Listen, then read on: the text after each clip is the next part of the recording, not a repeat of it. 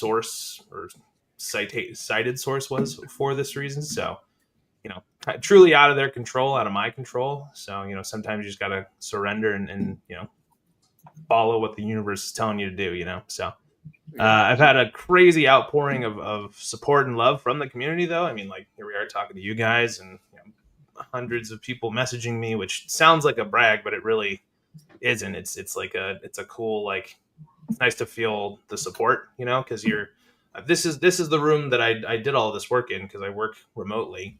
And, sometimes you're working on this stuff and you're just like, man, I hope somebody likes this Ninja Turtle, because I'm just here like in my dark cave and like, I don't know if this actually is good.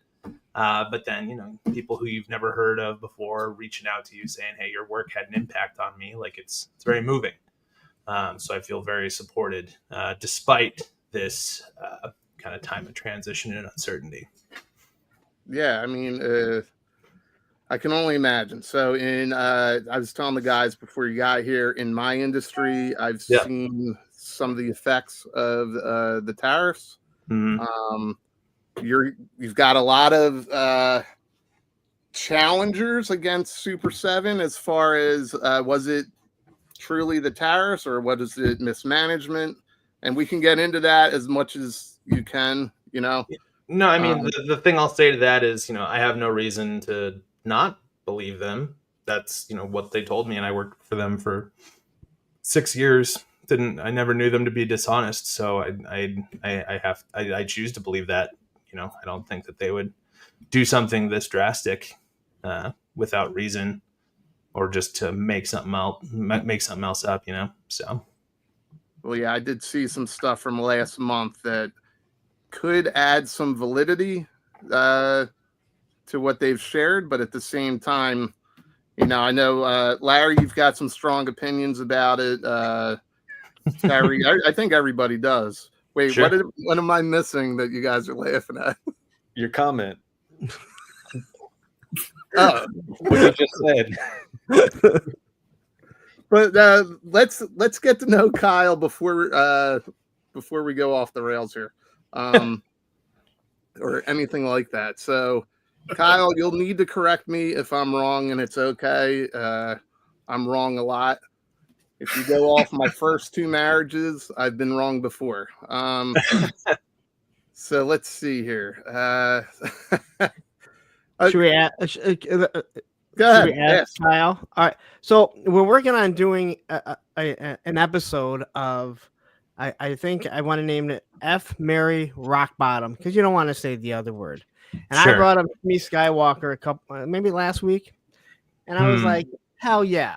I'm maybe not right what she looks like now, but from episode 1. Episode 1? You? Well, that's the only episode she was really in, other than when she. Yeah, died. No, I know that. I'm well aware. This was the question he wasn't prepared for. No, this is not what I was prepared for. He was ready to go at it about Super7 defending.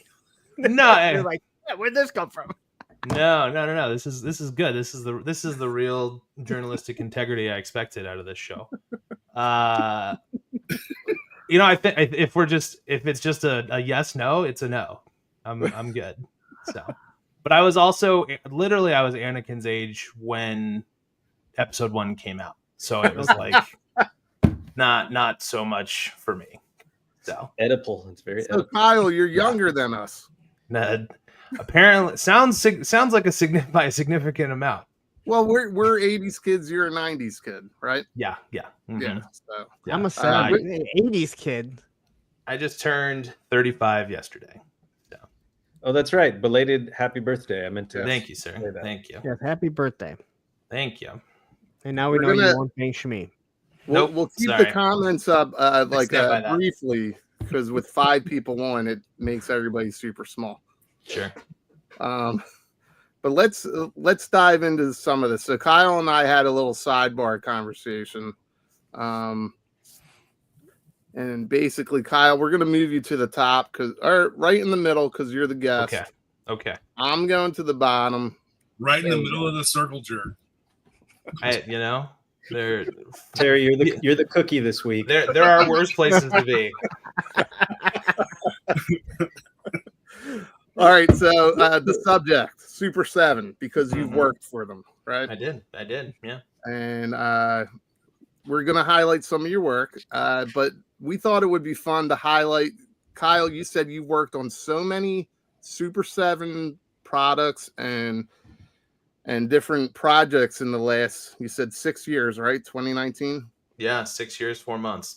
That we thought it would be fun to highlight the stuff you didn't work on in the first few slides. Yeah. See, if you like it, that means that you don't like my work. It's better. If you're like, oh, it's so much better, then it means that, you're all the better for it. For people tuning in or doing whatever it's called, the playback, this is Kyle's last name. Good luck saying it. That's what I have the phonetics for. I still can't do it, dude. I can barely read. There you go. I've said it to you like 3 times in this stream. I know. A lot to go. I'm dealing with a lot of personal stuff. Sorry. You and me both. Actually, you definitely got me beat this week. Yeah. Baldy just put his foot in his mouth there. You're good. I definitely did, and I can admit it. Here's the QR code that goes right to Kyle's Instagram page. So if you guys get a chance, scan it.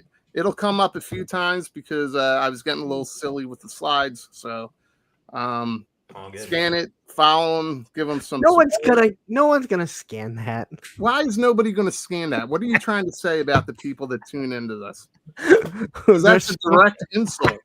All these people give us a like and follow our things when we tell them to do that. So they're totally going to scan this when we tell them to do that. I think they did that before. Like, scan it right now. There you go. Kyle, part of what they're referring to is I put up a QR code and it rickrolled everybody. A couple times now. So you've burned them before. I see. Follow. Right there. Yeah, but it was April Fool's. Hey, I gotta follow Baldy Locks too. Yeah, I need to follow Baldy Locks.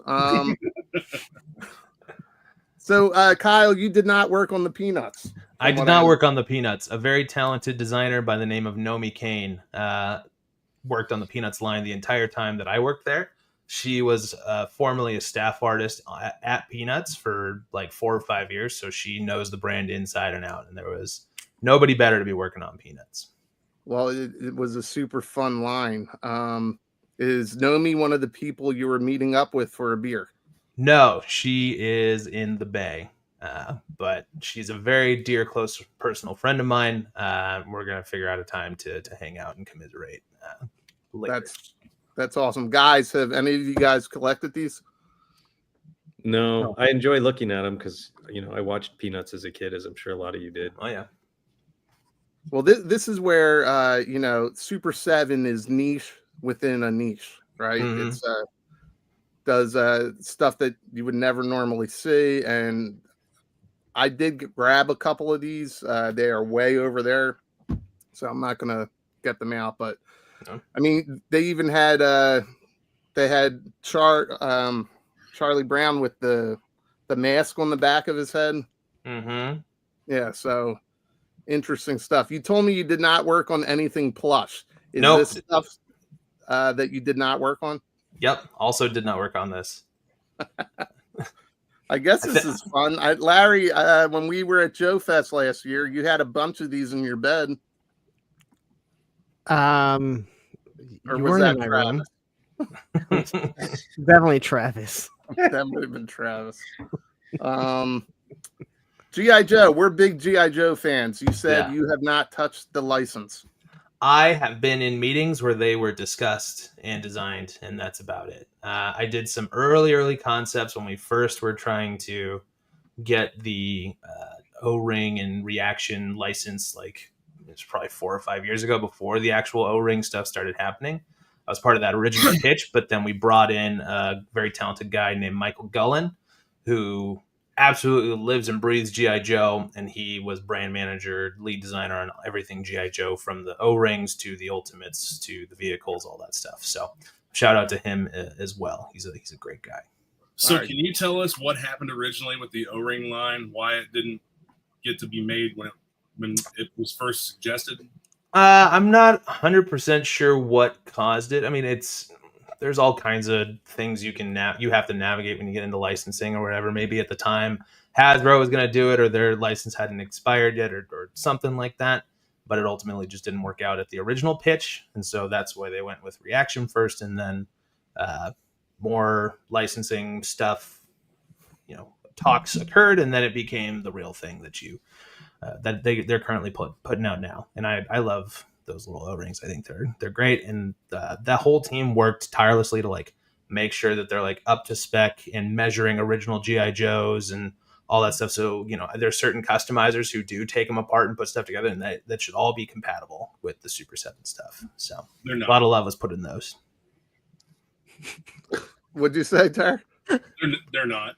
They're not. Bummer. Sorry. They're close. They're close with some of them, but I mean, they're not like fully compatible. A lot of the parts are. But sure. Well, that's good, but the goal was for it to be. So. Yeah, but it wouldn't be its own thing if it was 100% compatible with GI Joe. Yeah. With the old figures. Yeah, that's true. Well, I mean, Terry, you and I agree with this. We were really kind of hoping, but Kyle can't really answer this for us, I don't think. But we were hoping there would be updated articulation on these O-rings, like wrists or maybe ankles, something to bring it into 2025. Sure. Have you ever heard maybe why they didn't go that way, or you're just not familiar with the project enough? No, I was there. I think it was really just trying to continue the old line, but with like the cartoon designs. Okay. And like why I think I don't even think wrists or ankles were ever brought up either. I think it was always like it's gonna just be more standard O-ring. Those sons of bitches. All right. Well. I really wish that they had done it. But we'll get into some other stuff. Let's get closer to what you've worked on. Okay. Now, you also mentioned you did not work on the Sesame Street line. Correct. I did not work on this. This is also. Kyle, did you work on anything? I worked on a lot of stuff. No, we're only highlighting a few things that he didn't work on because there's a big fan base for this shit. Yeah. When I was going through pulling stills, it's like ridiculous to be like, man, I forgot that they did this and I forgot they did that. And Jesus, they did a lot of different things. Yeah. They did do a lot of stuff. I mean, this is fun right here. Yeah. We during this time period of a little more free time, I've been counting or whatever, and I decided to stop counting how many figures I worked on when I reached 1,000. So, all right. Well, hopefully my pictures are right. Now, I have a question about Sesame Street. Not that you've worked on it, but how does it so you get the license for something, right? Mm-hmm. And you can maybe speak to it when you get the turtle stuff. How does it get shared? Because like Nika then did this. This I'm a little more interested in. Sure. As I understand it, it's all about just finding your category and your niche specifically in the licensor in the license world. There is a whole license team that navigates all that stuff, and that they're professionals and they're much better at it than I am. But as I understand it, it's like, okay, here's a Sesame Street license, and there's people who want to license it out, but they try and just grab specific categories. So like NECA got the 7-inch articulated scale, but then Super 7 got the 3 3/4 inch retro scale. When somebody else can do bath mats, somebody else can do bed sheets, somebody can do glassware, somebody can do apparel. You know what I mean? So it kind of parses it out, and like the nickname for that is splicensing, where it's just like so many people have some kind of slice of one of these larger properties, like Teenage Mutant Ninja Turtles. Oh yeah, everyone gets a Teenage Mutant Ninja Turtle when you start a toy line. Yeah, everyone gets a slice. Mm-hmm. Well, we'll get to the turtles because I have a specific question myself on that, but we can definitely touch that again. Sure.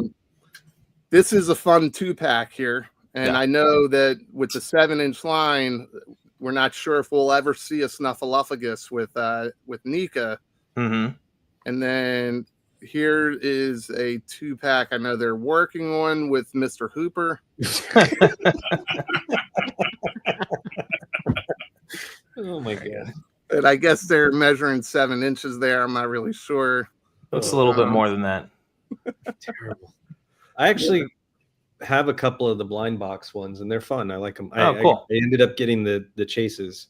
Oh, right on. Very good. I just want to see how long I can I'm comfortably leave this picture up. Spec. I thought you were gonna say I actually have a story about Ron Jeremy. I That's saw what I thought him you were- I actually have a couple of his films or something. 20 years ago. I lived in Santa Monica, like Mm. about a mile away from 3rd Street Promenade, which used to be the hubbub shopping area, and now it's dead. And so, we'd walk everywhere, and I passed him on Santa Monica Boulevard once or twice. That's about it. That's the extent of my. Everybody has a I saw Ron Jeremy story before he got incarcerated or dementiaed up or arrested or whatever it was that happened to him. I just like seeing Kyle's face right there in the middle going, what? I'm very familiar with his work as well, but I don't have a story. So would Super7 ever consider like a Vivid license? Probably not.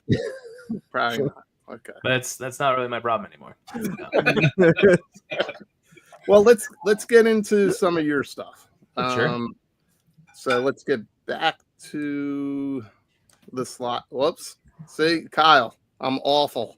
No, you're I'm good. awful at this. You're good. So we're back to your name. I pulled this from your page, Yeah. and I found some amazing artwork. Have you guys seen some of this? Thank you. Anybody? It looks like Spec was talking to us, but he's probably yelling at one of his kids. They're Kyle, speechless is what I'm going to take. they are speechless.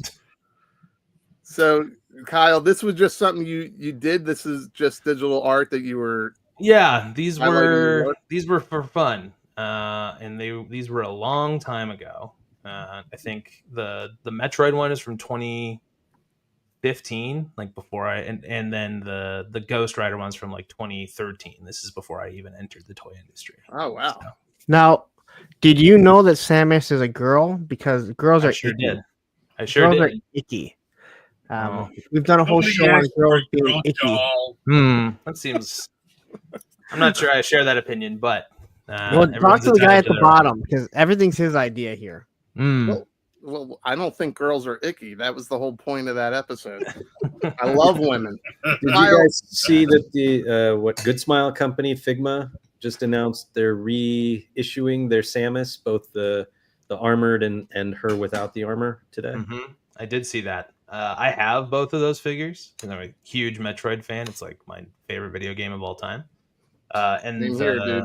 the Samus, the like power suit version figure that they announced, like the one that I had was like had some QC with it, and like I like popped out the hip by accident and couldn't get it back in correctly, and it's always looked weird. And so I'm tempted to get another one that's like good. But, Well, I just picked up their link and it's not bad. Okay. Yeah, I have their Dread Samus, which is incredible. It was my figure of the year when it came out, maybe a year ago, 2 years ago. But yeah. Nice. Let's get into some turtles. I don't have a ton of pictures, but You're good. you did work on this line, and this I was did. celebrating the 2003 series. That's correct. Yeah. And I realized that it says all new articulation. That's because Super 7 typically kind of did single joints and older style articulation schemes. But when I was developing this in house, I was like, look, guys, like this is a more modern take on the Ninja Turtles. It's from 2003. Like the people who collect this stuff, are really looking for updated articulation, modern articulation. Like we should really update it here because it's a modern articulation for a modern version of the Turtles. Whether or not you agree with that, that's what I use to get us to get to double joints and double knees and stuff. So I'm so glad to hear that you worked on this because this is a huge point of contention with me when it comes to the Ultimates, and Sure. that is their lack thereof articulation. Mhm. And there's a lot of stuff that's gone out, and there's a lot of rumors, and then out of nowhere, after there was talk of what had gone down with Super 7 last year, this comes out that these new turtles are going to have double jointed articulation, which Mhm. is a good thing because it's about time. Sure.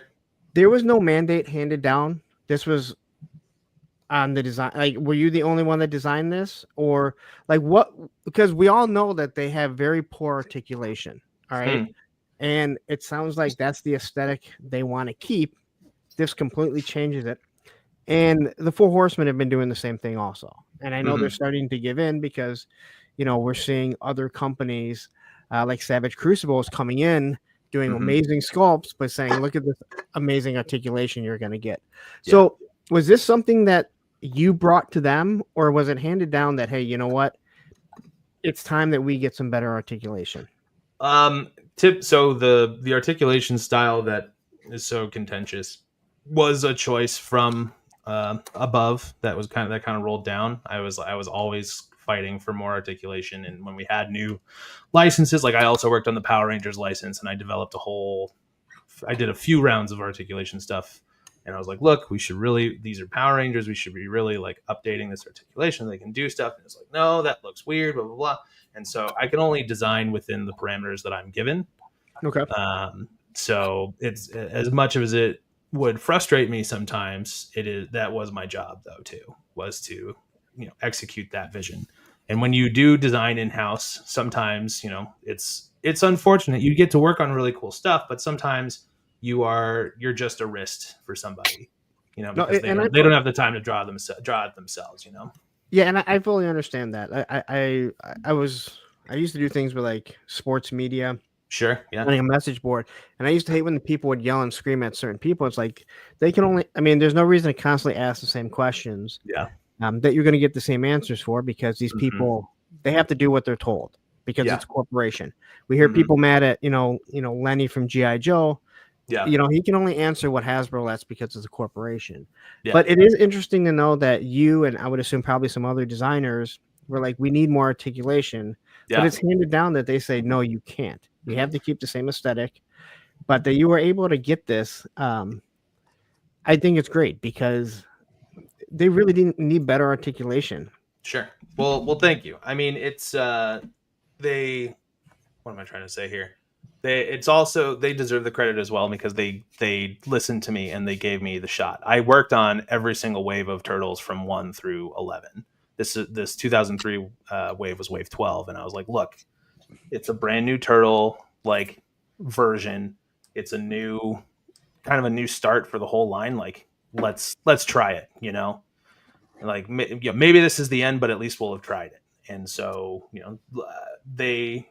I'm grateful to them because they listened and they tried it out, and it paid off. It sold really, really well, so well that it warranted a second wave, which went up for pre-order, which we got to do even more articulation improvements on and that kind of stuff. So how, Kyle, how loud did you get to be, like when you're pitching this stuff or when you're giving pushback? I mean, within reason. They always heard me out. So that's something I'm always grateful for. It was never like, don't even try it. It was always like, show us, which is good. Because a lot of the time, I know plenty of people in the industry who don't even get that chance to have a voice. So I will always be grateful for that. But we always worked towards working on stuff, and even if we couldn't do it at one point, we would always try and what's up, man? We would always try and improve incrementally. And like a perfect example of that is the Godzilla line. I was never exactly happy with how we articulated the tails in those.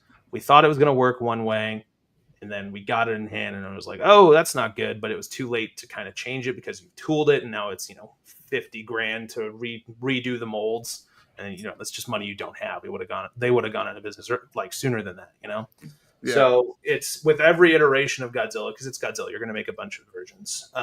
You just improve it a little bit more, like, oh, this connection's better this time, or this kind of connection better this time. And so by the time that I got to working on the -1 Godzilla, which was a whole new sculpt, all new, based on the brand new movie, I had kind of figured out the way to do the tail, and that tail I was finally happy with. But that was like 4 or 5 Godzillas down the line. What about this badass?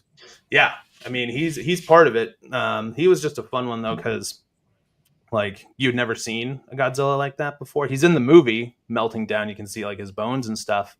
But typically you're not. There's a few rules for Godzilla when you're designing him. It's like he can't do human things. You can't show him killing people, and he can never die. Okay. So we broke at least one of those in this one, and we had a very cool Well, this licensing is partner who helped us before. with that. I mean, 1995. Spoiler alert. This is before the final meltdown. Yeah, exactly. And I have this guy here. All right, let me, guys. How do I highlight them? You have to put them at the top, Okay. or you just hit solo layout. Oh yeah. There There you you go. go. So That's awesome. Yeah. Now, did you get to just walk away with that, or you had to pay for it? oh no, so this was back when I was receiving samples and stuff. Oh, that's cool. So it was very good. That's awesome. Most of the stuff that I have that I worked on, I did not pay for, and that was part of the job. As it should be. Thank you. As it should be. If you design something, you should. I mean, I'm sorry. Expect toy. I mean, if you design a car, maybe you shouldn't get the car. But Yeah. that I agree. And when I hear like places that don't do that, Yeah, you just kind of like, really, like you designed it as an crazy action figure that costs $25 or It's whatever. crazy that companies don't highlight the artists, like whether it's the box art or you're a designer. Like at the end of a TV show, movies, there's the credits. Yeah. I just think it would be kind of cool. I'm sure there's a reason that they don't. Well, some companies do that, like NECA and Mondo. I think the reason that I've seen it cited as like we don't do that is because I mean, if you guys ever watch The Toys That Made Us, there's like 80 people who can take credit for inventing He-Man. Sure. And so it can be, toys and toy development is a very collaborative process. And so I kind of understand not like maybe a company not wanting to like hand out exactly like sole responsibility to one person. Maybe there's a security thing in that too. But yeah, I don't know. That's the other thing I kind of want to touch on though, is like, it is such a collaborative art form. Like, I feel very fortunate to be able to talk to you guys today and like talk about my time and my experience there. But I'm just one of many other people, very talented people who were at Super7 in the design department with me and elsewhere, who also got let go at the same time last week. I just have the privileged position to be able to talk to you guys because I know you guys. Well, let me ask you a quick question, because I'm sure a few of us are thinking about it right now since you're talking about the layoffs. Were they as big as what we were being rumored last week? Like, was it truly 80-90%? It was not that many. No, it was not 90% of the company. That's not correct. How big is the company? Do you remember how many employees were there at one point? I mean, at one point it was, close to 200. It's definitely not near that point right now. I don't think they want me to say how many people are in the company right now. That was always something that was like a keep that to yourself thing. That's like proprietary production numbers, right? Yeah, sort of. You don't say how many of these Godzillas were actually made. Yeah, more or less. So is there going to be the opportunity for you to maybe freelance for Super7 and not be an actual employee, but like a contractor? I mean, maybe. I'm not sure. I assume that's probably what they're going to go with in the future, is contracting a lot of work out. I don't have possibly with that. Yeah. There was a point where we had a guy who was on staff come back on contract. His name's Brandon Gash, super talented dude. He actually sculpted those 2003 turtles and worked with me very closely to develop those. He's at Mondo now, but we had him on contract they had him on contract for like probably 6 months or so. But I do think that it gets a little bit weird legally if you let someone go, but then immediately hire them back on contract, because it's like you have to legally state that your position was dissolved or something like that, or else you open yourself for litigation or whatever. I'm not 100% sure how that works. Yeah, it has to deal with them paying into benefits and all that. Exactly. Yeah. All that stuff. I just wanted, so I'm not a 2003 Turtles guy. Sure. I'm just about every other version, but I just wasn't watching or collecting when those came out. Sure. But they look great, and just going off of like with the articulation and everything, all the reviews and everything that I've come across, like people seem to really be responding to them and really liking them, which makes it suck even more of like what's happening. But Sure. you were saying, so the second wave will still come out? That's what I've been told. Yeah.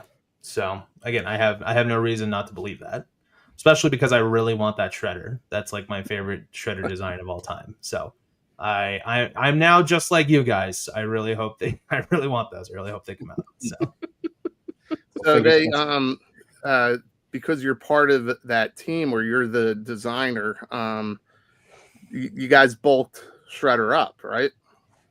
I mean, a little bit. He's pretty tall on his own, though. Yeah. So, like, I think he's like 8 feet tall in the show, which is crazy because he's like it sounds like you guys aren't super familiar with 2003, but he's like a robot suit. He's like a Krang. Yeah. So, Well, no, I'm familiar with some of the characters. Like I know Toy King, Toy King, Rat King. You guys made him rather large. Mm-hmm. Well, he's supposed to be a tall dude. He's supposed to be like 6'2", 6'5". So. Any other turtle fans here? Me, I had the first wave. Well, I didn't have Mikey for some reason, but I had the others. Mm-hmm. And then my comic store, I wasn't trying to get into another set of turtles because I had the NECA cartoon and I had the movie and the whatever, and I have the Mezco. And then my comic store for Black Friday, like 2 or 3 years ago, put a bunch of them on clearance for like $25. And I was just like, yeah, so why not at that point? Yeah. So like the ones I still have are like the Sewer Surfing Mikey and the Samurai Leo and the and I love the Sewer Surfing Mikey and how that had translated from the Playmates, the original Playmates design. Yeah, he was fun to do. I got to do the graphic for his surfboard, like my side to like recreate it from the vintage, because they didn't have files for that, so I had to like look at it and then like put it together and make sure it fit and all that stuff. So can I ask this? No. I don't know. We'll see. I know I can ask it. Should I ask it? All right. So I'm sure you have nothing to do with price points, but we know the price point's $55 for the Ultimates, which I think is way too much for, unfortunately, the quality that we normally get. But when it's a smaller figure, they don't charge less. But when it's a bigger figure, they will charge you more. Mm-hmm. Do they, like, say the Shredder, you said it's bigger. Do they let you know, hey, this is going to be a deluxe figure, it's going to cost more, and give you the okay to put more into it? The price point, I think, first of all, is determined by licensor, because you don't want competing price points against other companies or whatever. That gets into the very complex world of licensing, like we talked about. So I'm not 100% sure about that. Typically when something got pricier, it was because I put too much in it, and we would try and cost reduce it, but then it was like, oh well, we can't really reduce it because if it this guy needs to have his mustache or whatever it is, because it's like core to the character. Like you can only reduce the extra accessories so much before it doesn't feel like it's worth it. I was thinking more like Mumra. So Mumra, like, did they come and say, hey, Mumra needs to be a deluxe figure, so we're gonna charge more so you can put a little bit more into it? Do they ever give that to you, or is it just by like, hey, I've designed this? Oh, it's kind of odd that you already have that up. I had no idea. Boom, bitch. Yeah. I had no idea you were going to do that. So is that something they would let you know, or is it just like you designed it, they looked at it, and they say, okay, well, you know what? This one needs to be deluxe, more expensive. Light up details. It depends on the thing. I think we definitely planned on charging more for the light up. That's for sure. I will say, though, I didn't work on this one. This one was also done by Michael Gullen. I worked on the very first Lion-O and Mumra with 4 Horsemen way back in like wave 1. I have those. So the ones without the light up features. Yeah, I have both those. Those are. I don't have a ton of Super 7, but I have those two. They're cool. Pretty awesome figures. The Mumra. At this point, I got this wrong, right?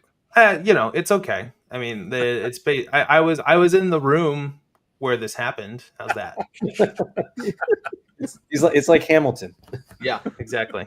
I just saw that show 2 weeks ago. It was out here in San Diego. It was great. Well, I know Terry has these pajamas, so maybe he could talk to you about There you this. go. Hey, Did there's you my work boy. on this? I did. Yeah. All right, Yeah, Terry, go ahead. I was lead on Power Rangers for the whole time. I don't know. I'm putting you on the spot for no reason. Oh, okay. I don't know if we want to get into all that right now necessarily, but I'm going to be out in like 10 minutes, so I might as well go ahead and get us into it. But Shoot your shot, man. one of the things that we've all talked about and that we've all seen as collectors is that the ultimates just don't sell very well. I'm a retailer. I buy from a distributor, and I've always had a hard time selling them. You look online right now, Big Bad Toy Store, almost every single one of the ultimates they have in stock, which is pages and pages. I'm on page 4 right now. Sure. They're all discounted because it looks like they just don't move. And I think that it has to do with that price point. Do you think that any of that has to do with the situation that Super 7 got into that led to the tariffs having such an impact? I wish I had something more complex for you, but probably just based on that the logic you walked me through, yeah, probably. But I wasn't on sales, I wasn't in accounting or anything like that, so I wasn't really privy to that. I was my job and my sole focus was just making the coolest figures that I could. Yeah, like this one. Yeah, did my best. I mean, no, I don't think anyone's ever made the Sword of Light before. But there it is. When they're giving you the task to work on this white Power Ranger, and maybe I got the character wrong. I wasn't a Power Rangers guy, but they're not saying, Kyle, go ahead. You can do so many accessories, but we're kind of fucked with our money situation right now. So maybe one less disc. They're not telling you anything like that. They're just giving you the project. They usually give you the project, and then you say, "Hey, I've done my research. I've watched the show. I know the show. I am the fan of this. I would be the one. I'm trying to make something I would buy." And so I say, "Hey, this is what I think the assortment should be: 2 heads, so they actually allow this kind of stuff." Sorry, I didn't mean to interrupt you, but they actually allow you to work on something based on whether you're a fan and you know the property. They do.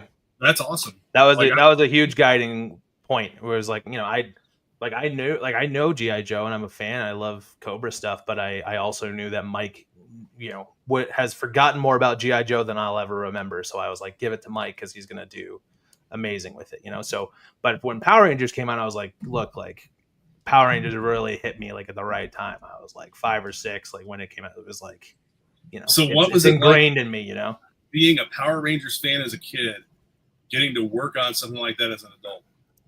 It's pretty incredible because it's definitely like the dream come true type of job, And what I found more fun though was just rediscovering the brand as well and watching all the shows, seeing it for like what it is and like appreciating so much more. Like I think as a kid I really liked the Zords and the karate moves or whatever, but then as an adult now and as a designer now and a metalhead now, I was like, dude, the monsters are like some of the greatest designs like in TV ever. Like they're incredible.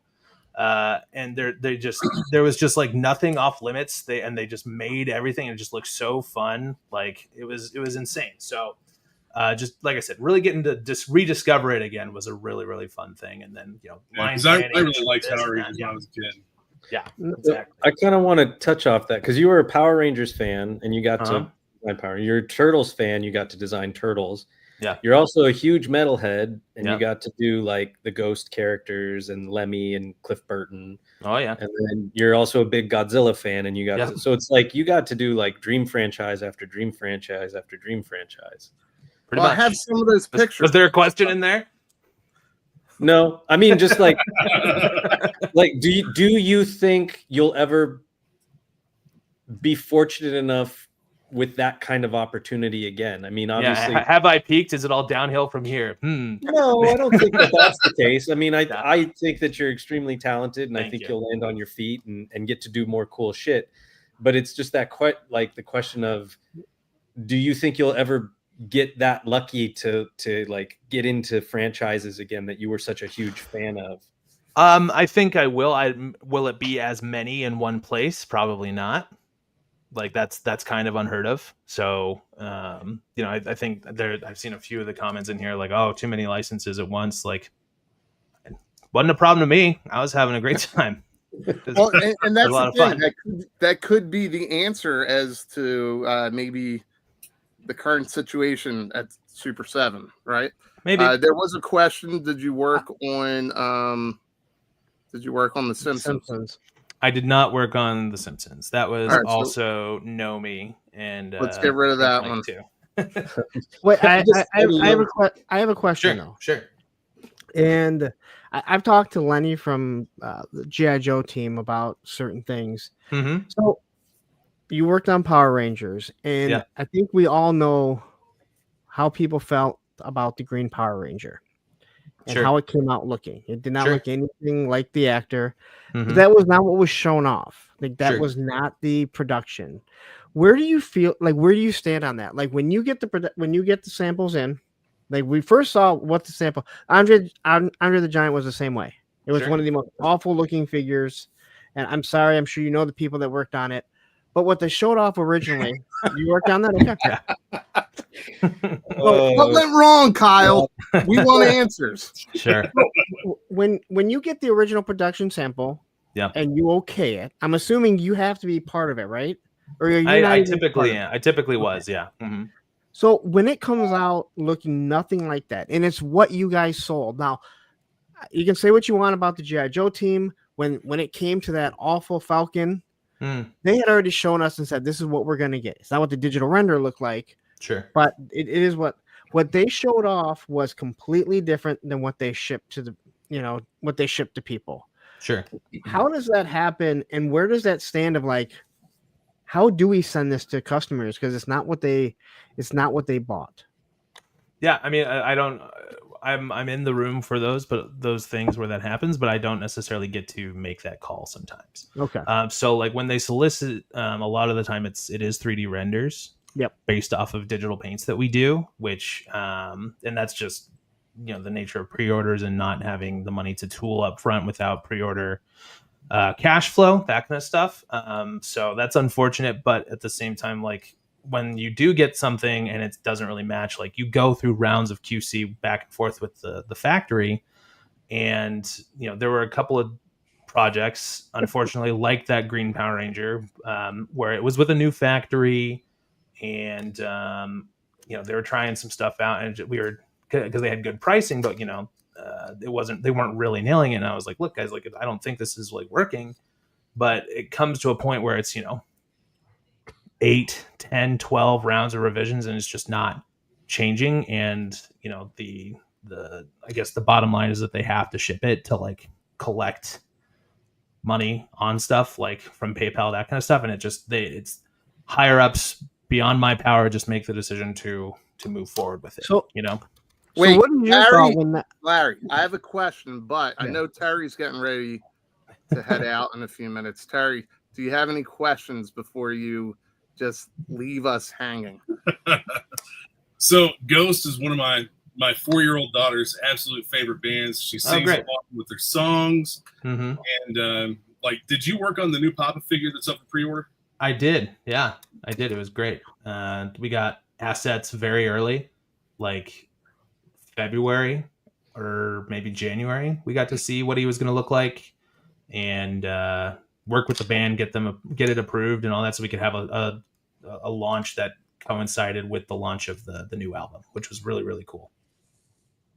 Yeah. I drew that one on the left the day after I saw them for the first time in 2015.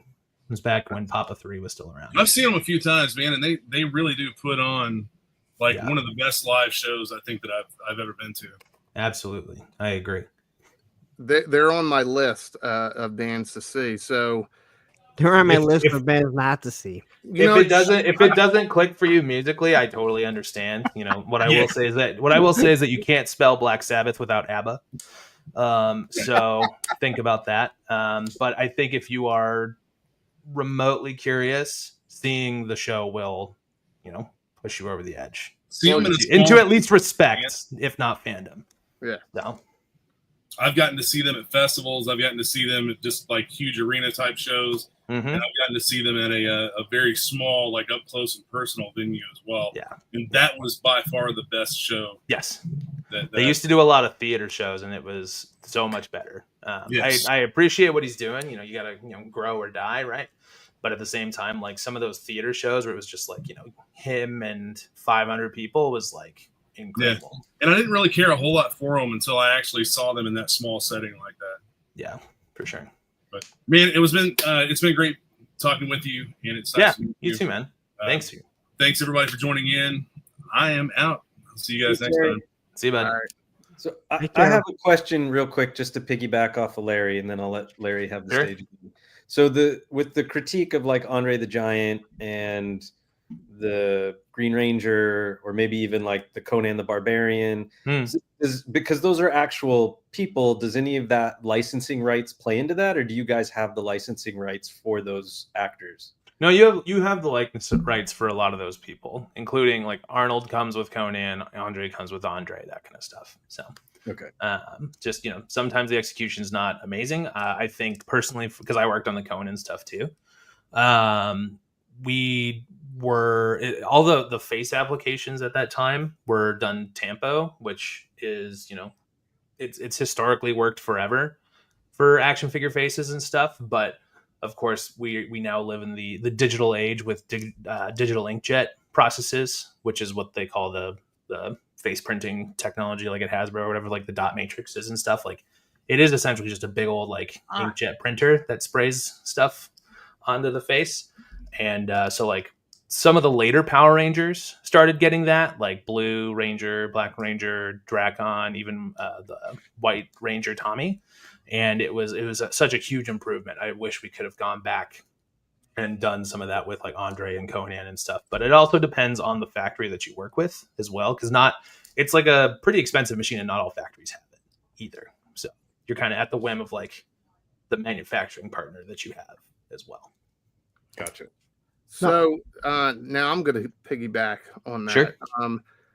Has there, like a lot of people are like, are you going to ask softball questions? Here's my big question. Did you get anything back where you were like, what the fuck did they think I was trying to make here? Oh, all the time. Yeah. Constantly. And did if you guys think what you got was bad, you should have seen what you were going to get. How's that? Yeah. Well, so were there ever rounds and rounds of that QC that you were talking about where you're still like, this isn't what I fucking drew? Yeah. Or this isn't what I designed, and it still made it to market? Was there anything like that? Yeah, there were a few. The one that I'll cite and own up to, which I have before on previous streams, is the Turtles Wave 3 April. We went through like 18 different face deco versions of that character on all the faces, and it just never quite lined up with what my vision was. But at a certain point, it was like we're burning cash trying to fix this face that's not getting fixed, so we just got to move on. So what is your feeling when the Green Ranger, Andre the Giant, you've seen the prototypes, it's not what you drew, and then they finally agree on it? And I'm sure, again, you may not be scouring, the social medias, but I'm sure you see it and you're sure you hear about it. What is your feeling when that's coming out there? Like, it's got to be a blow to your ego that it's like, that's not what I did. That's not what I wanted them to see. Yeah, of course. What we agreed upon. Yeah, it absolutely is, and it's difficult not to take it personally. That's for sure, especially because you as a fan who's working on these dream licenses, like it's very difficult to not pour yourself into your work. It's like I've been a fan of Power Rangers my whole life, and so like part of that 5-year-old kid that loved Power Rangers is in every single one of those action figures. And so when it doesn't go exactly how you wanted, like, yeah, it's really difficult, but it's also a good reminder and a good exercise to always try and separate art from artists, and that goes for your own work as well. I think the hardest exercise for that with me in this regard is I'm sure, as you're all familiar with, the Sexy Rat King debacle. All of like, I don't know, I've kind of owned it now, but at the time I was like, it really, it really like affected me, because it was like, that was like the worst I've ever seen it. Like, whoever drew this should be shot, like that kind of stuff. And it's like, okay. So, Yeah, I'm not a fan of that. I mean, again, like, I'm very vocal about my feelings on certain things, sure. but I try not to get personal. Yeah. At sometimes it may not come off that way. Mhm. Especially when I think someone is flat out lying about things. Sure. And I think people have already alluded to it. I'm not a fan of your former boss. Sure. Because I feel like I've caught him in numerous lies, and other people have too. And it's been very bothersome, because Sure. I really lost it when he pretty much told everyone about that, the Tigra with the paint that rubbed off, that was bleeding through. It looked awful. It was missing stuff. That he pretty much just said, hey, you know what? The factory was done with us. We were done with them. What are you going to do? And I was like, people just spent, $55 on this figure. They've been waiting. Sometimes you have to eat the cost. And pretty much to tell people, hey, F you, just deal with it. I'm not a fan of that at all. Sure. And I think most people can understand that, though people will make, and it's not just, him, but there's other things. Yeah. But I do want to ask something, because obviously you were laid off. Sure. What I will say real quick before your question, working with Flynn was, in my time, was great. We had a probably pretty typical boss employee relationship, but he was a good dude, and I can always tell he was trying to do the right thing. Never felt that he was lying to me. I'm not here to defend him or defend any of his actions, because it's not my responsibility anymore. But in my experience, I think he's genuinely a good dude who is trying to have fun. And I think, to me, that's what bothers me more than anything, right? I feel like I've caught him in lies, but if it was just me saying it, then I'd say, okay, maybe it's just me. Sure. And I want to like the guy, because from what I understand, he's straight edge, like I have been my whole life. He's a punk rocker. He's a skateboarder, but it's like, there is something that I catch when he's on the Full Force, or when he's on Robo and Veeb. Like, I'm always catching something, and other people are catching it too. So it's like, it's not just me. And again, I understand you can't always tell the truth about certain things. You do have to be coy, but there's just certain things that rub me the wrong way, and I feel I don't want it to. And people are alluding to it, because people want, people want me to be this dodo dick. I'm not going to badger you about certain things, but I did have a question, and this was one of my biggest things. Now, being laid off, you posted something on Instagram. Am I jumping the gun, guys? Well, not. I don't think you're jumping the gun or anything. You could ask. Well, I didn't know if you had something else. Well, I want to highlight some of Kyle's work before he gets out of here. Okay. But go ahead. Why don't we finish up this Super 7 thing, and we can talk about my personal work, and we'll get out. Yeah. But so, Larry, before you jump in on that, I'm going to piggyback again, because it's come up 3 or 4 times in the chat. I don't have a lot of experience with this, but the non-metal vac Silverhawks versus the metal vac, apparently, Brian or somebody said that you can't metal vac, and then eventually you guys did come out with metal vac. Did you work on the Silverhawks line? So I also didn't work on the Silverhawks, but I was there. And I think that was where originally they had wanted to do them in the vac metal, and every factory that they had worked with said no, can't do that. So eventually it just took, I guess a lot of convincing or talking or whatever, and then one factory said yes, and so it happened. So I had Jeff on my show last week, I think, and I talked about this, and I said, okay, you guys know my feeling on Brian. Sure. I'm not a fan of his, but I have to defend him, because I listened to what he said, and he always said the plastics today the vac metal will not adhere to it and stay on it. Yep. So when he finally did it, he said, hey, here they are, but if you move them around too much, they're gonna flake off. And I'm like, I'm the one that has been really hard on this guy, like a lot of other people, but I got to defend the guy when he flat out told you guys, hey, this is what's going to happen. So don't move it. Yeah. And that's what he gave you. I do understand why people would be mad after they said, we can't do it. We can't do it. We can't do it. And then they order them and then they go, well, here's the vac metal ones. I can see why people are mad about that. Sure. Well, it's like when somebody says, look, I can't give you a rare hamburger, but if that's what you want, you're going to get fucking sick. It's not my fucking fault. First off, you won't get sick from a rare hamburger. You'll get sick from an uncooked chicken. All right, well, whatever. Agree to disagree. Listen, Kyle's a music fan. Yeah. And it kind of leads into some of his work. So, Kyle, did you work on Sabotage? So this was also Mike, but again, I was there. Sorry. I didn't do any of the hip hop stuff. All right, good job, Mike. Let's go to the next one. I did work on Cliff, though. Yes. All right, awesome. Yeah. Because this was cool. I've seen this several. A few of my This is friends a fun. This is a fun one because it's the only officially licensed, approved guitar in the entire Super 7 line of any music, anything. Oh, really?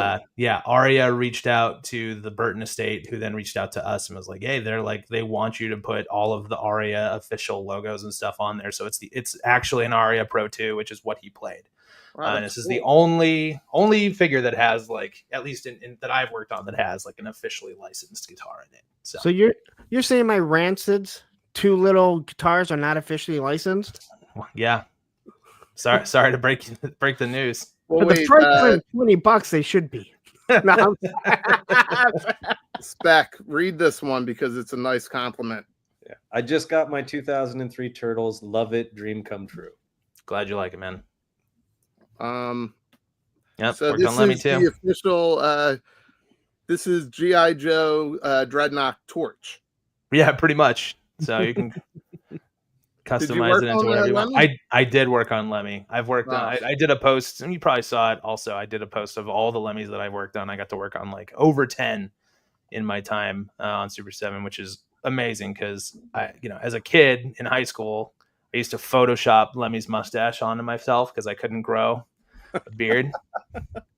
I've been such a fan. He's been such a hero to me for years. So it was it was just amazing to be able to work on his action figures. So quick sidebar when it comes to Motorhead, and I don't want to disparage the music, but I swear to God, you can play any of the music and you can sing Ace of Spades to every single one of their songs. Pretty if close. that music play and you just sing Ace of Spades, it's going to fit. Some of the shorter, faster stuff for sure. Music. Triple H, you think? They definitely have a style. I'll give you that. Yeah. I mean, most bands have a style. I know. That's why they're popular. Song, but I swear, like every time I hear one, I'm like, "Yep, I could sing Ace of Spades to it." Well, we talked about Ghost, and it kind of leads, dude, Kyle. Yeah, I freaking love this, man. So, thank you. Kyle, is this something that will see the market? So this is Mythical Metalheads. Can you give us a synopsis before you wrap it up here? Sure. Yeah. So this is a side project I started when I was unemployed the last time, about 6-7 years ago. And I've always been a huge fan of obviously heavy metal music, but also mythology and specifically like the creatures and stuff. You're talking about the Power Rangers creature design way back when. And so this was just me having fun with, what if there were, mythical monsters who were in a band or in this kind of heavy metal world aesthetic. So the tagline is it's a meticulous mashup of the monsters of myth and the music of heavy metal. So, because listen, I have an idea. I'm going to give it to you. This dude right here, played by Jack Black. It's that probably more accurate than you realize. I play video games a lot, and Brutal Legend is one of my favorite video games of all time, and so there's definitely a little bit of him in there. So I definitely see that for this, even if it's just like you don't need a crazy like multi-year series, but if you that could be fun. I think you have something here. I just thought it was. Oh, thank you. really cool, unique in that we could highlight it. Yeah. I mean, sexy snake bitch Medusa. Come on, man. Well, she's the lead singer because she's got Of built-in course. backup singers. That was the whole idea. Nice. They could open up for Cold Slither. Yeah, exactly. So, Yeah, and I absolutely. like that, Medusa is like Beyonce or Madonna, just like a one-word name. Like you instantly know who that is. And there's not a whole lot of like mythological figure, like monsters that are like that, I think. Well, I think this is a lot of fun, and it really kind of highlights your work. Now, Well, you had mentioned that you had something. Do you have prototypes of these? Yeah, I have all three of them right here. Like here he is. All right, So let's get you this on this scroll. is who I call Louis, which is Holy crap, essentially that just thing's huge. the devil. Yeah, I was originally going to go with 10-inch statues. I think now, knowing what I know about all the other kind of stuff, I might do a different format, be it 6-inch articulated or something else. I just think it could be a lot of fun. But yeah, so this guy is the devil with his golden guitar, which is a reference to Charlie Daniels' Devil Went Down to Georgia. And Yep. then the face and the head are based off of the nameless ghoul masks from the Meliora era of Ghost. And then he's got Dimebag's goatee with the pink. And then this guitar is also kind of a nod to Dimebag as well. So, but that's what I was talking about with like the licensing in guitars. A lot of it depends on the manufacturer, but either the body or the headstock are copyrighted. So you have to like navigate all of that and change it a little bit. And so that's kind of what that is. So that he's got the pentagram on the ground. Yeah, this was a lot of fun when I was looking at it. I was like, dude, I think you got a cool little property here. Thank you. Yeah. Have you thought about reaching out to McFarlane, because he's going to need a property soon next year? Maybe. Who knows? Who knows? And it can be all of them can be jokerized. That's right. Yeah, look, she's already green. Just put some purple on there. That's easy. So, this one's probably one of my favorites. I would change some of the pose stuff if I could go back, but look at the paint on this. A friend of mine painted this for me and hand did all of these scales. That's awesome. Which is really cool. I mean, my favorite part on this is this fan who she turned to stone. Yeah. Oh, that's cool. That's a fun detail. Yeah. So. And then, Allison says, if there's a woman in the line, Larry, McFarlane won't touch it. That's right. Yeah. And then here's Jack Black, as we talked about. So yeah. And he's got the maze for his bass. Now see, he's huge. I could see The Rock playing him. Yeah, for sure. Maybe some. And he's the Brahma Bull, so it kind of might work for him. Yeah. Whoa, hell, God. What's going on? I just love my face. I'm not sure what I did there. Right. Sorry for that little bit of sickness you all just experienced. You're good. Okay, so just out of curiosity, yeah, on the Rockstar angle of things, I don't remember how long ago when you were on with Bobby on A Toy Kind of Mood. Like, we in the chat ago or so. Mm-hmm. Yeah, it was like, what would you like to work on? What was that? Were there other rock people that you were working on that I mean, unfortunately, they probably won't come to fruition at this point in time, but can you mention who or? I probably can't talk about any of the ones that won't come to fruition, but I think there had been announcements for some new licenses in February or so that they had announced. So I would check Instagram for that. I don't have that information on top of my head, and I don't want to say the wrong thing and get in trouble. So, understood. Yeah. How close were you to asking to do a Guar line? Guar had come up a few times, actually. How could it not? I know. I think Trick or Treat Studios has that license currently. Yeah. I think we were all on board for it, but I think Flynn was like, how do we get around the giant phallus on the lead singer? That's your bonus. I know.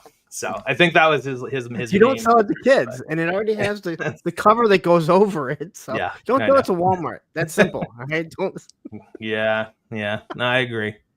But they definitely came up. There's a whole long laundry list of people that I would love to make stuff for. So a question on that. Yeah. When it comes to like the music stuff, or even like the skateboarding stuff, is there something you have to look for? Because again, I love Pennywise and Bad Religion, but what can you really do unless if you're going to create the characters? Where Rancid, they did the little, skeleton and all that.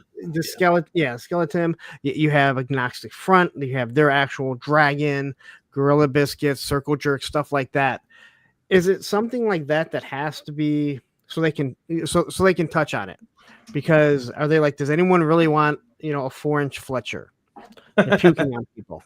There's a little bit of that. I think the easy way to start filtering out what bands would and wouldn't work was like, let's try and focus on the mascots or the guys who are so legendary that they feel like mascots. Like a Lemmy, like a Papa Emeritus. Yeah. Like they're like a separate thing from the actual like band. But then we also like started doing icons like Dio and King Diamond and all of Motley Crue and stuff. But it really started with like, the mascot-y type characters or the iconic album art stuff. That was like an easy way to transition into that. Well, Kyle, last week we did a show on Super7 and like I had pulled up some stuff from Glassdoor about it not being sure like a great environment to work in, but it sounds like your experience was pretty good even though you got laid off. Hey man, I mean, it's I realized I said a few times like it's a dream job, but it's still a job. It's got its ups and downs. It's just as frustrating, but you get to do stuff you really care about. So I had a really good run. I got to make some incredible stuff, work on stuff that really meant a lot to me, and work with people who genuinely cared about what they were doing, and get to meet a lot of cool, interesting people. I mean, look at me now, right? I don't think I wouldn't be talking to you guys if I didn't have this job. So I have no regrets, and I'm very grateful for the time. Well, this is a downfall of having this job, having to talk to people like that. Wait, I do want to ask something because Allison. You're right. This is the bad side. So Allison brought up something saying, Sure. I want the Juggalo line. Okay. You don't know this. He told us before. He's from Michigan, actually not far from where I'm at. Mm-hmm. Did they ever bring up doing ICP and you flat out said, fuck no, we will never do ICP?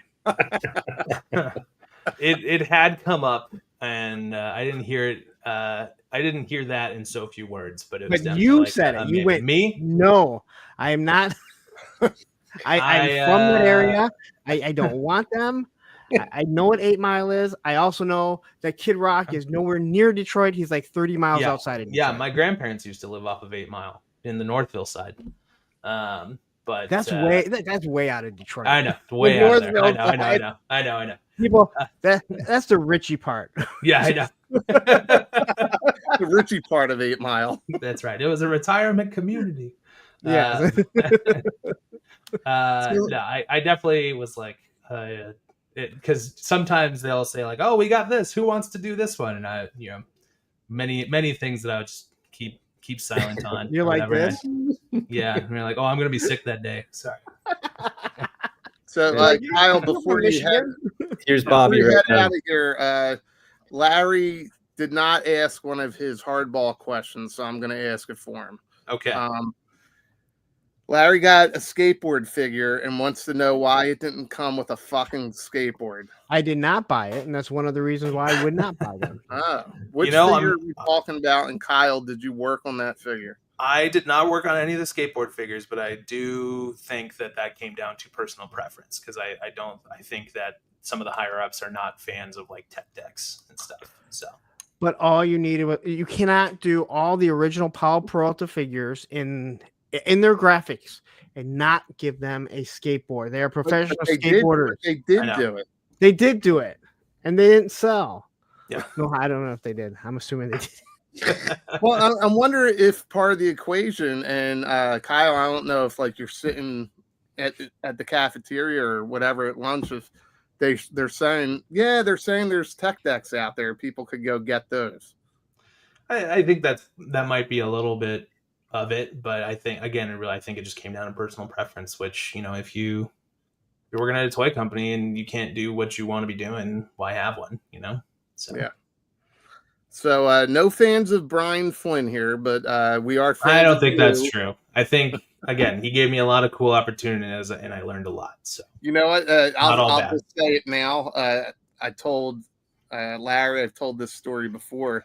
I met him last year at Joe Fest, mhm. and I got a chance to see the prototypes before, like, he unveiled them there. And, the O-ring ones? The O-rings. Yeah. And dude was a sweetheart. The only bad thing I could say about him was he's like, oh, he goes, do you know that punk bitch with toys? And I said, yeah, actually I do. I didn't know you talked That was about the only Bella. bad thing that he said. Yeah, dude, we hope you land on your feet. Thank you. And your work speaks for itself. You are not part of the reasons that Super 7 is in the situation that they are, but it sounds like you got to work on some really cool shit, and hopefully that is your portfolio that moves you forward. It sure is. So yeah, I like I said, I don't have any real regrets. I got to do a lot of cool stuff and meet a lot of great people. So all right, can't so complain. I don't want to put you on the spot or anything, so I'm going to save this because I didn't even read it yet. But I guess there was a Super 7 Instagram post this afternoon. So are you familiar with that at all? I did see it. Yep. I did not see it. Okay. I don't know. I mean, we can wait until I know you said that you had kind of a hard stop and you're 10 minutes ago. So we want you to keep your severance and everything. Yeah.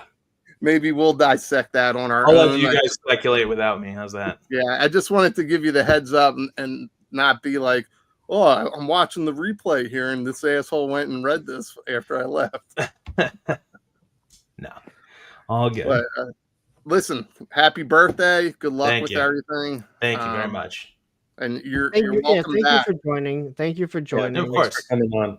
Anytime. Thanks for not, punching down or anything. I appreciate that. So no, you should. There's no reason to punch down. There really isn't. And it's such a small community, and people tend to they're action figures, but people tend to forget that there's art in that, the artists and the creation and the.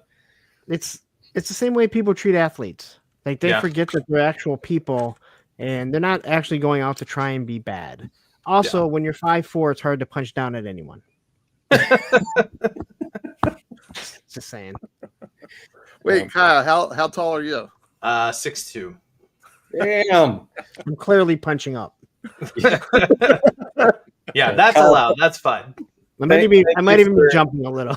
Thank you for getting back to me and replying and of course, being available and that it's been very awesome, and thank you for all your insight and we can't wait to see where you land. Thank you so much. Me either. It's gonna be interesting. So. All right, well, keep in touch, dude. We'll continue to follow your social media, and dude, if I can get you in contact with Jack Black, and I'm gonna tell you right now, I don't know him at all, but if I can get that to work, sure, we'll get to it. Cool, sounds good. Right. Thanks, guys. All right, man. Have a good night. Have fun tonight. Thank you very much. See you guys. Take care. God, he was such a jerk. Nah, what a nice dude. I hope he lands on his feet. I'm sure he will.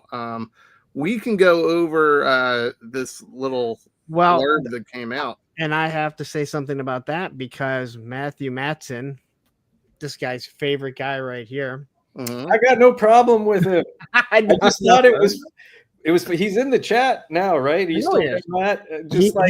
He sent me something from what you were going to show. From the Super 7 letter? Yes, but from a former employee. Listen, from a former employee that had to. I have to disappear for 2 minutes. Okay, well, because I finished 2 of these. So, if only we had a Mossman commercial. Spec, don't you have access to the slides? Yeah, I've never done it before. Is that? Oh, hey, look at that! I figured it that. out. So why don't you read this? You guys so can start everyone- it, and I'll jump Yeah. back in. Okay, hang on. Yeah, pretty much. Okay. To our valued Super 7 supporters, last week was really hard. As you may have heard, we had to make the difficult decision to let team members go. These are people who are doing the best work in the industry, none of whom deserve to be let go. I want to be clear that this reduction in staff is a direct result of the tariffs applied to our industry. The preceding 6 months before the tariff announcement had been Super 7's best since the inception of the company nearly 24 years ago. Then the landscape changed overnight. Make no mistake, the tariff is a tax on American companies and the American consumer. The people who lost their jobs last week were Americans across 16 different states. The 145% tariff effectively shut our business down, bringing new inventory leaving the factory to zero, compounded by massive tariffs on pre-order product already on the water headed to consumers. This week's change in tariffs to 30% is still a massive increase to this industry that requires significant change to work within. So what does this mean for Super 7? Well, it means we need to be smaller and focus on the core of our business while being very specific about what we make. This allows Super 7 to be safe for the future and continue to deliver the awesome product we are known for. We still believe the joy that making toys brings to all of us. We believe that the future will be better, and we will look forward to continuing to deliver on that joy for the future. We hope to see you there with us. Sorry, there's a little button blocking that. So before Larry goes on his rant, your thoughts, your opinions, what you're going to share, which is all valid. I just want to say, even not talking about Super 7 specifically, but talking to the friend or two that I have that work within the toy design industry, whether Super 7 was not super great with their finances or whatever it is, I think that this shows how precarious a position that some of these smaller companies have found themselves in with whatever's going on with these tariffs, right? Like when they were 145%, when they're 20%, when they're 30%, and how quickly their profit margin or their cash flow or whatever can get upended when you have a shipment and a container come in, and then all of a sudden it's like, hey, here's your container with everything you've ordered. By the way, you got to pay us an extra $45,000 if you want to get the product that's in it, right? And how sustainable is that for various companies of various sizes? And so I think that's just something to remember. And I shall now hand it over to Larry. Okay. So I did see this, and I as you might imagine, I rolled my eyes. I actually had to pat myself to get him to come back, because we've heard about the position that this company has been in for quite some time. And again, with the talk of Gentle Giant and Diamond Select also going under, Yep. We've heard about them, that they were in bad financial situations. So this was sent to me during the stream from my moderator, Matthew Matson. And I asked him where I got it from, and I believe he said that I believe Laser Pants shared it, but it's from Brian Liu.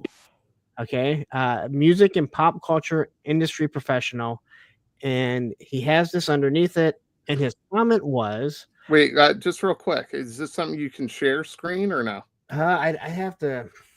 No, it's all right. Go ahead. Read it. We're all If, big boys. We'll find it.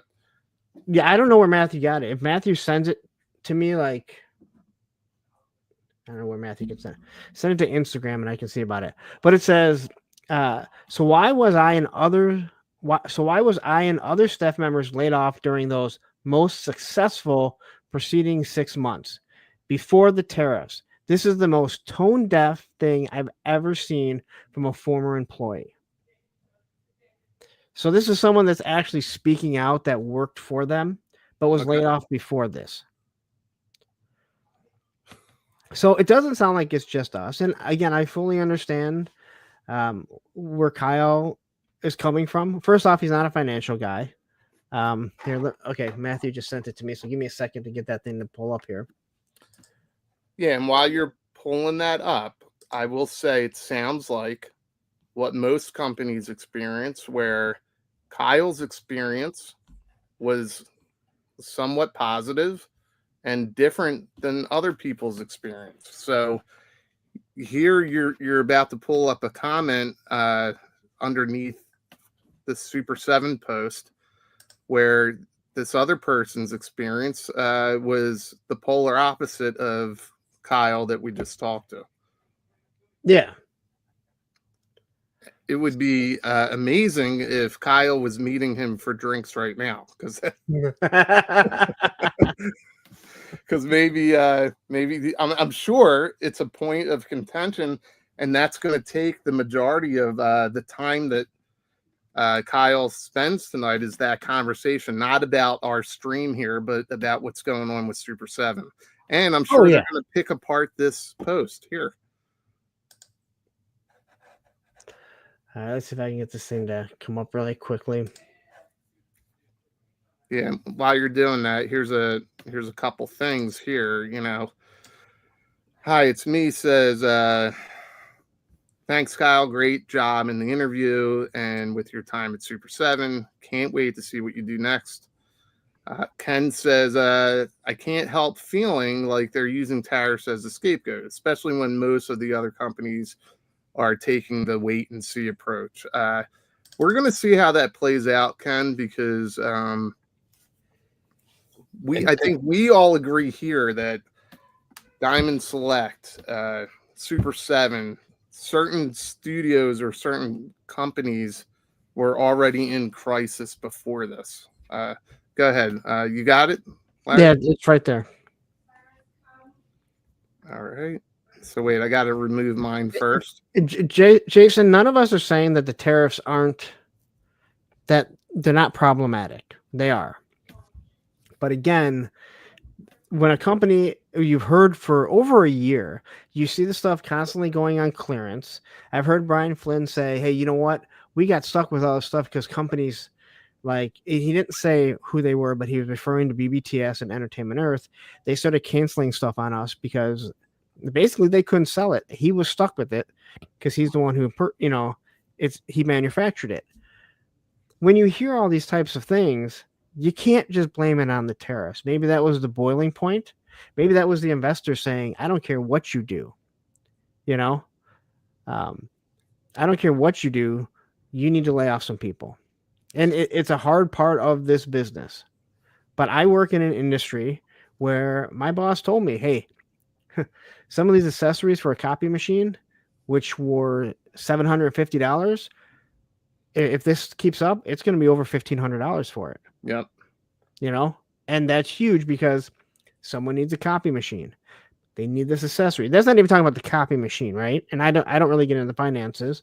Now that's obviously been cut back. I believe if I'm correct, I thought the tariffs were originally like 7%. They weren't 0. So it is what would be considered 23%. You deal with logistics. I was under the assumption there's always like a 7% tariff tax. I mean, it varies, and I think it's what the company values the cargo at, right? Yeah. So, they're selling. I don't know. You're not going to get tariffed on beer, but they're selling this beer for $5, right? And then if the actual value that they declare to make it from the label to the can to the beer inside, if their actual cost is $1.25, that's what they're declaring, and that's what the tariff is on. Yeah, the percentage. So, I mean, beer is just a silly example, but you get what I'm saying. No, I get it. So it's not like you're getting the tariff on top of what the MSRP. It's on the cost of it, and then. But like if Super7 had a whole bunch of stuff coming in April and they didn't say, hey, let's wait and see, let's hold this stuff off if we can, then then yes, they got dramatically hit financially. And unfortunately, it falls back under the management of the company, right? Like not taking the hey, can you guys hold this product for us until we see how this plays out? Or maybe they didn't have a choice. I don't know. I don't work for Super7.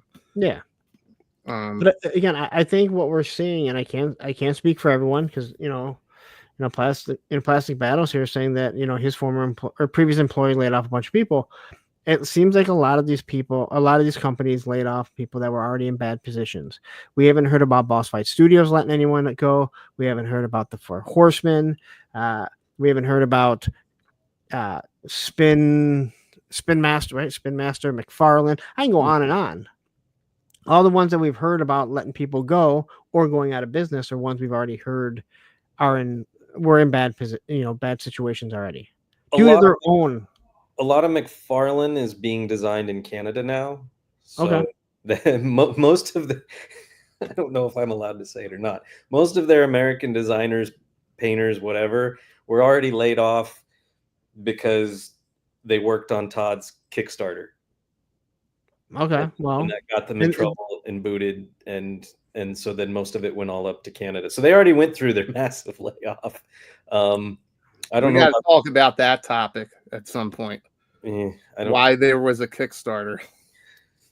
Yeah, I don't know what I can get in trouble with about that or not about that, but or accurate or whatever. But yeah, I don't know about the smaller ones like Boss Fight or whatever.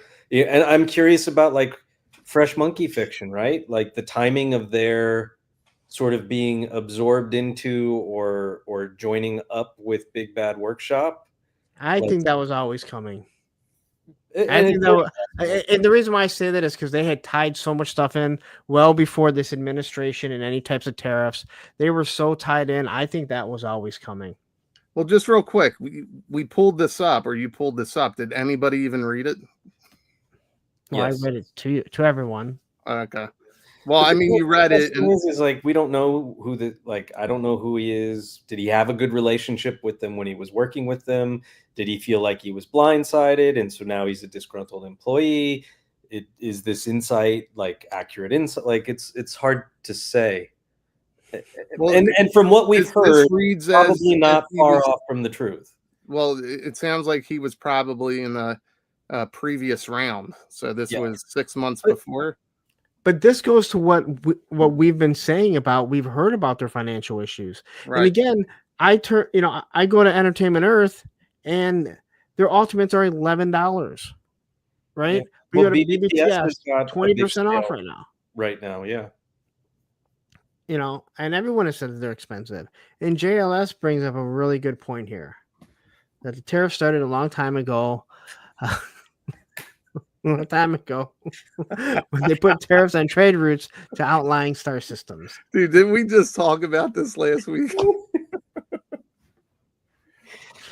Stupid trade federation. No, well, what's amazing is, as awful as the prequels are, it mirrors today so much. Well, I still say the prequels are good stories with really bad movies. Like, yeah, the stories were rock solid, and then the fact that you had my kids have been going back. I mean, we're watching Andor. We're not finished with it yet, but my kids, we're going back and rewatching a bunch of Clone War episodes. Dave Filoni made the prequels better than they ever had any right to be, and just how he's added to it and layered to it. But not just on that, but like if you listen to George Lucas and what he talks about and his ideas and thoughts on like politics and everything behind that. And you're like, hate him as a director, whatever, that's fine. But the dude was or is a visionary in many, many ways. So I have two questions here. This is a 2-part question. Did Dave Filoni do the Cartoon Network shorts that came out in the Jendi Tarkovsky ones? Yeah, was he a writer on that? That was from Samurai Jack, right? That was from the guy that started. Yeah, Gennady Tarkovsky. I know my son actually just sat down and watched all of those because they kind of edited them into like 2 movies, I think. So well done. Very well done. And the storytelling was great, but Filoni came after that, right? Filoni came after that. So like they gave That's him that Filonius. series, and I don't even think that's considered canon anymore. That got like thrown out with the bathwater. Filoni basically became Lucas's. Why did you get Spec going? We will be here all fucking night. No, and I have wait, because it'll make sense in a second. So just real quick, before we go down a whole new tangent, if it's not canon anymore, isn't how do you say Asajj Ventress? Asajj Ventress. Right? Isn't she in the new Star Wars show written by Yes. Filoni? She's in Clone Wars. Yep. She's in the recent one that they just showed off. The Tales from the Underworld. Tales of the Dark Side. Tales of the Underworld. Fuck you. Tales from the Dark Side. Which is a continuation of her character after Clone Wars. Like what became of her, right? Right, but the precursor was the Clone Wars shorts. She was introduced as a character in that, yes. Right. Okay, so my second question is Brian Flynn part of the Trade Federation? No, he's trying to fight it. He's trying to fight it. Yes. But what side of the law is he really on? Is he part of the underworld? I don't know. This is all you need to know. Jar Jar is the key. Always has been. Yeah, look, see? In 2D and 3D. 2D's nuts. Whoops, I didn't want to highlight that one. I'm glad pretty cool. Yeah. Well, I mean, they mirror kind of what's going on now in the world. And if there's one, I've said it before. If there's one thing that sells to kids, it's trade routes and tariffs and political overthrowing. In other words, no, it doesn't. All right. Well, before your mom kicks us out, can we all just have a moment of silence for Norm, who passed away? All right. You guys actually went silent. I wasn't expecting. I mean, you asked for a moment of silence. You want me to be a dick and like talk through the whole thing? Have you met me? Yes. Okay. We have. Well, Baldy has in person. Yes, he has. It's true. If he went to Joe Fest, we could meet up again. But that is true. His wife said, "No, it's our anniversary." He kind of gets a pass. So I guess before we wrap this up, has anybody been to Cheers in Boston? Nope. I have. It looks on the east side. It looks nothing. That's what I heard. I heard it looks nothing. No, it's actually an amazing little bar. I mean, the outside is what they used, right? Yeah. And then they redid a room upstairs so it looked like the set. But the original bar itself is just like a quaint New England bar. So, I mean, it was great. It was fantastic. Now we're talking about Cheers, man. Cheers. Sam Malone.